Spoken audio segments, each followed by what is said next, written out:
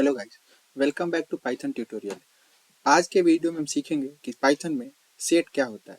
दोस्तों, अगर बात करें सेट की, तो सेट एक अनऑर्डर्ड कलेक्शन ऑफ डाटा है, जिसके अंदर हम क्या करते हैं, डेटा को स्टोर करते हैं। जब हम लोग किसी भी तरह के डेटा को या एलिमेंट्स को स्टोर करते हैं, तो यहाँ पर स्टोर करने के लिए हम दोनों साइड में कर्ली ब्रैकेट्स का यूज करते हैं। ठीक है दोस्तों, कर्ली ब्रैकेट्स का यूज करते हैं। उसके बाद इसके अंदर हम बहुत सारे एलिमेंट्स को, जैसे 1 2 3, इस तरह से हम लोग एलिमेंट्स को क्या करते हैं, स्टोर कर देते हैं। अब रही बात स्टोर करने की, तो यहाँ पर जरूरी नहीं है कि हम इंटीजर को ही एक साथ में स्टोर करें। हो सकता है किसी इंटीजर के बाद आपने कैरेक्टर वैल्यू को भी स्टोर कर दिया, हो सकता है आपने डबल वैल्यू को भी स्टोर कर दिया, तो इससे कोई प्रॉब्लम्स नहीं होती है। दोनों साइड में कर्ली ब्रैकेट्स होने चाहिए, और उसके अंदर आप जो भी चीजें स्टोर करोगे वो उस सेट का ही एलिमेंट माना जाएगा।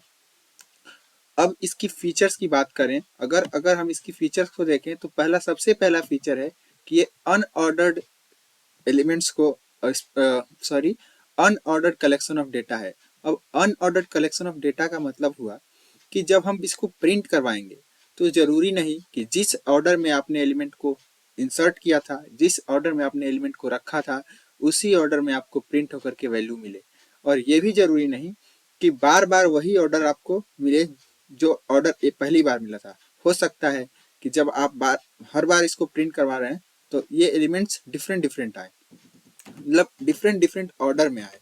हो सकता है फर्स्ट एलिमेंट सेकंड पे चला जाए, सेकंड एलिमेंट थर्ड पे चला जाए, तो ये हो गया अनऑर्डर्ड कलेक्शन ऑफ डेटा का मतलब। दूसरा फीचर करें तो इसमें यूनिक एलिमेंट्स को ही प्रिंट किया जा सकता है, यानी कि डुप्लीकेट्स एलिमेंट्स को अलाउ नहीं करता। यानी आप चाहते हैं कि एक साथ 1 2 2 3 4 फिर उसमें 2 3 आ जाए, ऐसा नहीं होता। जब आप प्रिंट करेंगे तो वो सिंगल उसको यूनिक एलिमेंट कंसीडर करेगा, यानी अगर आपने 2 बार 2 को इंसर्ट किया है तो उसको एक बार ही काउंट करेगा। तीसरी फीचर की बात करें तो ये एक म्यूटेबल डेटा टाइप है, जिसमें कि एलिमेंट को ऐड किया जा सकता है, रिमूव किया जा सकता है। और इसकी सिंटेक्स की बात करें तो इसकी सिंटेक्स भी बहुत ही सिंपल है, जैसे कि सेट की सिंटेक्स थी उसी तरह से ये भी है। बट यहाँ पर क्या है, एक कर्ली ब्रैकेट एक इधर और इधर दोनों साइड में कर्ली ब्रैकेट है, और बीच में ये एलिमेंट्स हमने इंसर्ट किया है। तो इस तरह से सेट को हम लोग बनाते हैं। ये इसकी फीचर्स हो गई। अब बात करते हैं कि इस पे कॉमन ऑपरेशंस क्या क्या परफॉर्म किए जाते हैं। वैसे तो इस पे बहुत सारे ऑपरेशन को परफॉर्म किए जाते हैं, लेकिन जो फ्रिक्वेंटली यूज होने वाले हमारे ऑपरेशन है उसको हम लोग एक बार डिस्कस करेंगे। दोस्तों, अगर कॉमन ऑपरेशन की बात करें तो आप देख सकते हो, सबसे पहला ऑपरेशन है कि हम इसके अंदर एलिमेंट को ऐड कर सकते हैं, रिमूव कर सकते हैं, मेंबरशिप चेक कर सकते हैं। तीसरा हो गया, चौथा यूनियन है, इंटरसेक्शन है, या सेट डिफरेंस पता कर सकते हैं। जैसे कि हमने मैथमेटिक्स में पढ़ा है कि एक सेट को के अंदर दो सेट को हम लोग यूनियन कर सकते हैं, दो सेट के बीच का इंटरसेक्शन फाइंड कर सकते हैं, दो सेट के बीच का सेट डिफरेंस फाइंड कर सकते हैं। तो इस तरह का ऑपरेशन हम लोग परफॉर्म करते थे, पहले मैथमेटिक्स में भी करते थे और हम लोग पाइथन में भी कर सकते हैं।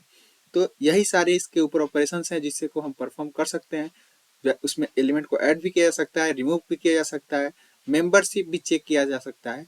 तो इस सारे ऑपरेशंस को परफॉर्म करने के लिए हम लोग अब जल्दी से अपने कंप्यूटर के स्क्रीन पे चलेंगे और वहां इनको परफॉर्म करके देखेंगे। तो चलिए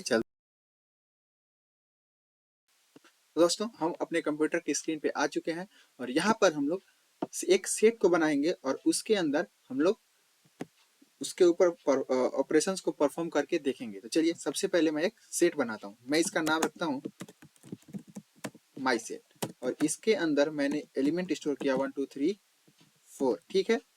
अब आपको मैं इसको प्रिंट करके दिखाता हूं। तो मैंने जैसे ही माई सेट को प्रिंट किया, तो आप देख सकते हैं कि ये हमारा एलिमेंट प्रिंट होकर के आ गया 1 2 3 4।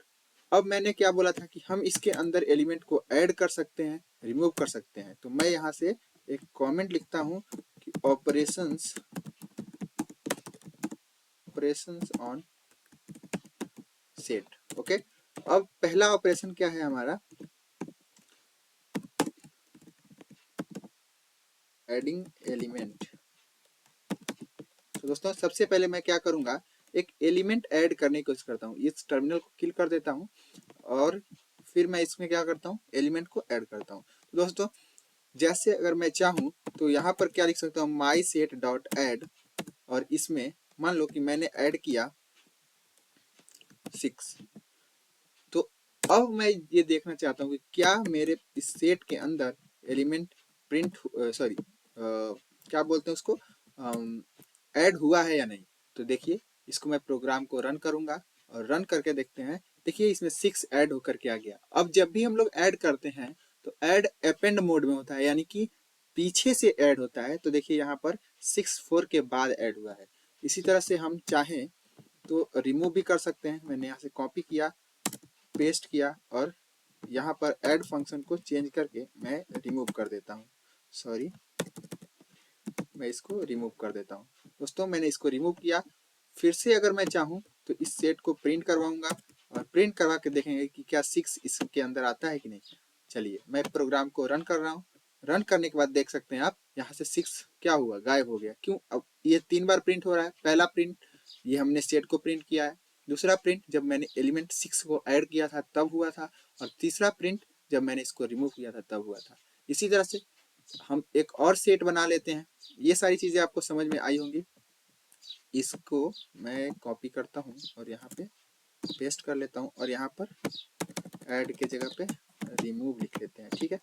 तो दोस्तों अभी तक हमने देखा कि सेट के अंदर एलिमेंट को ऐड कर सकते हैं, रिमूव कर सकते हैं। ये तो हुई चीजें म्यूटेबल चेक करने के लिए कि ये हमारा म्यूटेबल है या नहीं। अब दोस्तों एक और मैं सेट बनाता हूँ और मैं यहाँ पर सेट बनाता हूँ सेट, और इस सेट के अंदर मैं 1 2 3, ठीक है, ये 1 2 3 एलिमेंट को रख रहा हूँ।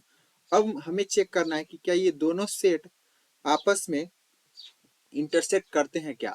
इंटरसेक्ट करने का मतलब कि जब मैं ये दोनों सेट का इंटरसेक्शन निकालूंगा तो 1 2 3 आना चाहिए, क्योंकि 1 2 3 दोनों में कॉमन है। तो चलिए मैं यहाँ पर प्रिंट करता हूँ, print set sorry my set dot intersection set. चलिए मैंने इसको प्रिंट किया। अब प्रिंट करने के बाद अगर देखें तो देखिए बिल्कुल, सॉरी ये सब चीजें मैसेज में आ रही हैं तो हम इसको एक बार के लिए कमेंट आउट कर लेते हैं। ये भी साथ में प्रिंट हो रहा है तो हम इसको क्या करते हैं, कमेंट आउट कर लेते हैं। फिर से एक बार रन करवाते हैं और इस बार ये सब सारी चीजों को हमने कमेंट कर लिया और इस बार हम क्या करेंगे, इसको प्रिंट करवाएंगे। तो चलिए दोस्तों हमने इसको प्रिंट किया। प्रिंट करने के बाद आप देख सकते हो 1 2 3 इसके इंटरसेक्शन में है और ये दोनों ये हमारे सामने प्रिंट होके आ रहा है। इसी तरह से हम लोग यूनियन को फाइंड कर सकते हैं। यहाँ से मैं प्रिंट करता हूँ my set dot union union, और इसके अंदर हम लोग सेट को पास करते हैं।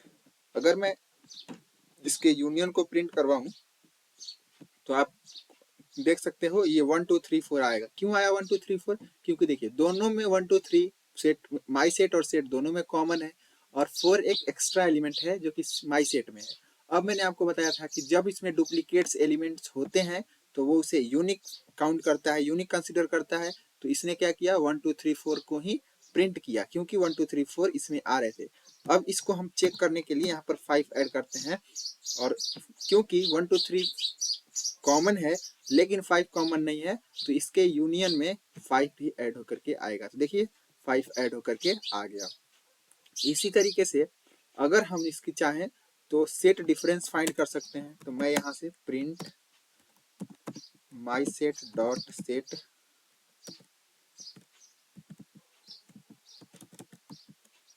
डिफरेंस, जिसको कि हम लोग डिफरेंस बोलते हैं, मैं इनका डिफरेंस निकालता हूँ। इसको भी मैं कमेंट आउट करता हूँ यूनियन वाले को, और यहाँ पर हम देखें तो ये हमारा सेट डिफरेंस आया। अब सेट डिफरेंस क्यों आया, क्योंकि ये हो गया हमारा 1 2 3 और ये हमारा 1 2 3 5। अब सेट डिफरेंस इसका 4 आया। उसी तरीके से अगर हम इसका चाहें डिसजॉइंट निकाल सकते हैं, डिफरेंट डिफरेंट ऑपरेशंस को परफॉर्म कर सकते हैं। तो सेट के लिए ये सारी चीज़ें, ये सारी जो हमारे ऑपरेशंस थे, ये कॉमन ऑपरेशंस हैं जो कि फ्रिक्वेंटली यूज होते हैं।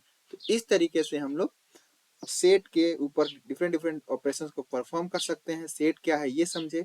सेट भी एक म्यूटेबल डेटा टाइप है। और आज के वीडियो में बस इतना ही। अगर आपको हमारा वीडियो अच्छा लगे, हमारा कंटेंट अच्छा लगे, तो प्लीज